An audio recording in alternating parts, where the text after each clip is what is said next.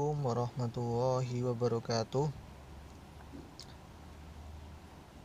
Kali ini kita akan belajar fikih dengan tema salam dan hajar. Melanjutkan materi sebelumnya tentang jual beli, karena materi kali ini masih ada kaitannya dengan materi sebelumnya, yakni jual beli.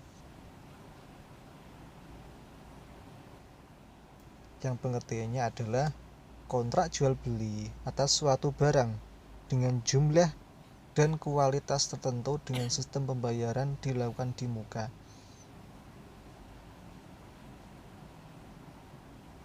Sedangkan penyerahan barang diserahkan di kemudian sesuai dengan waktu yang telah disepakati. Istilah gampangnya yang namanya salam itu adalah akad pesan. Jadi jual beli itu bisa pesan dulu. Pada dasarnya yang namanya jual beli itu ya ada uang, ada barangnya. Tapi di lain tertentu ada yang namanya jual beli itu tidak selalu ada barangnya. Nah, di sini dijelaskan membolehkan adanya jual beli tapi belum ada barangnya. Yang namanya di sini adalah akad salam. Nah, akad salam itu ada syarat-syaratnya. Apa itu? Yang pertama, harga dibayar dahulu di majelis akad. Tak contohkan ya, syarat-syaratnya saya sebutkan dan saya langsung contohkan. Seperti saya mau memesan sebuah mejanya meja bundar ya, meja bundar yang gedenya itu satu kelas itu kan tidak mungkin di toko langsung ada.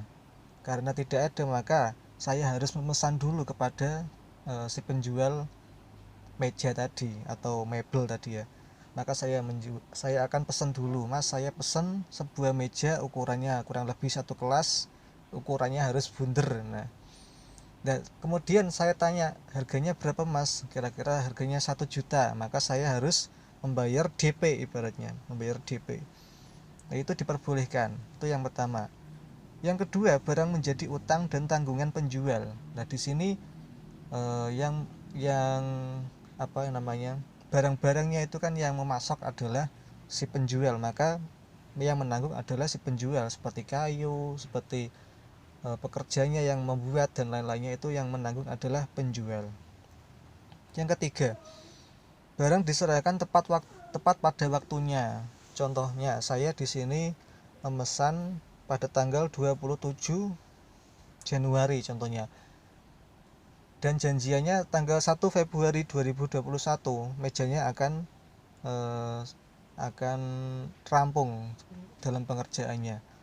Maka sebelum tanggal 1 Februari maka mejanya juga harus sudah bisa diserahkan, artinya sudah jadi. Nah, harus tepat waktu. Yang selanjutnya, barang harus jelas ukuran, sifat, dan barangnya harus secara terperinci. Nah, saya tadi pesen mejanya harus dirinci berapa meter tingginya, lebarnya berapa meter, jenis kayunya itu apa. Nah, itu harus jelas supaya di sini sesuai pesanan pembeli, seperti itu. Yang selanjutnya, syarat terakhir ialah disebutkan tempat penerimanya. Nah, penerimanya itu tempatnya itu seperti COD-nya di mana ini? Nah, di toko atau diantar di rumah. Nah, harus jelas akadnya. Nah, jadi akad pesan itu sebenarnya boleh apa enggak? Ya boleh, karena dalam Al-Quran seperti firman dalam Al-Quran, Bismillahirrahmanirrahim, ya ayyuhalladzina amanu idza tadayantum bidainin ila ajalin musamman faktubuh. Hai orang-orang yang beriman, apabila kamu bermuamalah tidak sesuai tunai untuk waktu yang ditentukan, hendaklah kamu menuliskannya.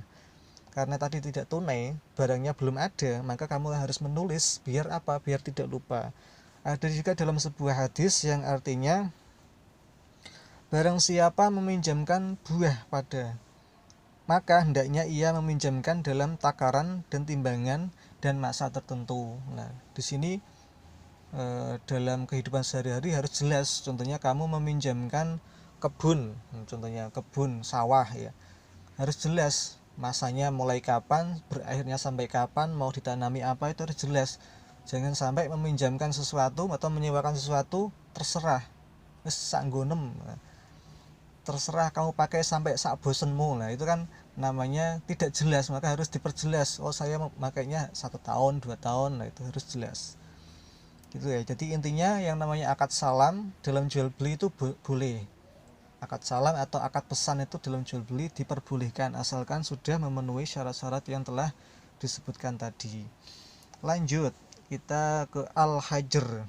Apa itu al-hajr? Nah, al-hajr itu mencegah atau melarang seseorang dari transaksi atau mengelola hartanya. Karena apa kok dilarang? Karena ada hal-hal tertentu yang mengharuskan adanya pencegahan.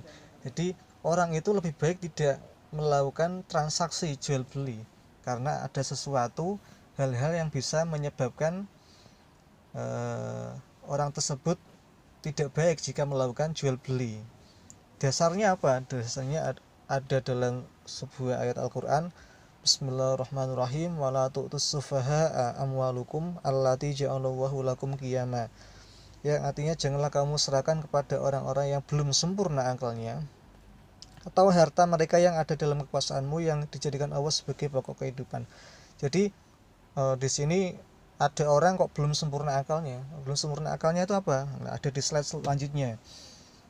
Ada 6 orang yang masuk kategori hajr, orang yang tidak diperbolehkan mengelola harta. Hajr itu apa? Yaitu tadi orang yang tidak diperbolehkan mengelola harta atau bertransaksi atau jual beli istilahnya.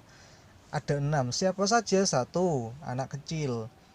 Anak kecil kok kenapa sebenarnya kok kenapa tidak boleh jual beli? Karena mereka belum sempurna akalnya. Dikhawatirkan kalau jual beli harta yang digunakan itu dialihfungsikan karena belum paham sebenarnya dia. Yang kedua adalah orang gila. Kita tahu yang namanya orang gila itu akalnya tidak sempurna. Jikalau dia melakukan jual beli, dikhawatirkan jual belinya tidak sah karena tidak antara satu dengan lainnya tidak mafhum, seperti itu. Yang ketiga orang bodoh atau idiot, hampir sama dengan orang gila ya.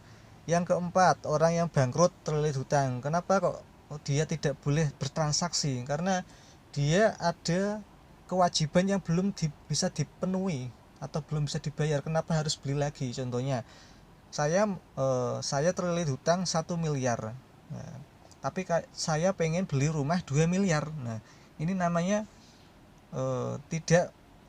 saya berarti tidak bisa membayar 1 miliarnya tapi malah mau beli rumah 2 miliar. Nah, hutang saya belum saya bayar tapi malah mau membeli rumah 2 miliar. Nah ini namanya tidak boleh, dilarang yang namanya jual beli, namanya al-hajr di sini. Itu ya. Jadi orang yang bangkrut atau terlilit hutang tidak boleh melakukan jual beli atau al-hajr.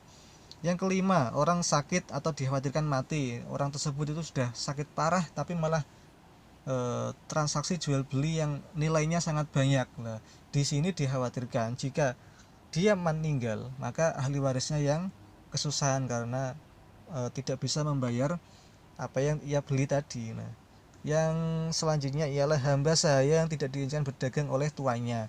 Yang namanya hamba itu milik pemiliknya. Hamba sahaya itu budak ya. Budak itu milik pemiliknya. Jadi kalau pemiliknya tidak mengizinkan budak tersebut jual beli, melakukan perdagangan, maka tidak diperbolehkan. Tujuan hajr, tujuannya itu apa? Untuk menjaga hak orang lain, menjaga hak dirinya sendiri maupun menjaga hak orang lain.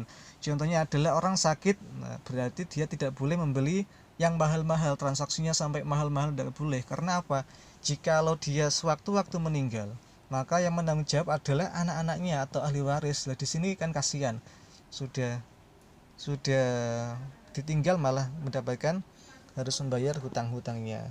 Sekian, cukup, terima kasih. Assalamualaikum warahmatullahi wabarakatuh.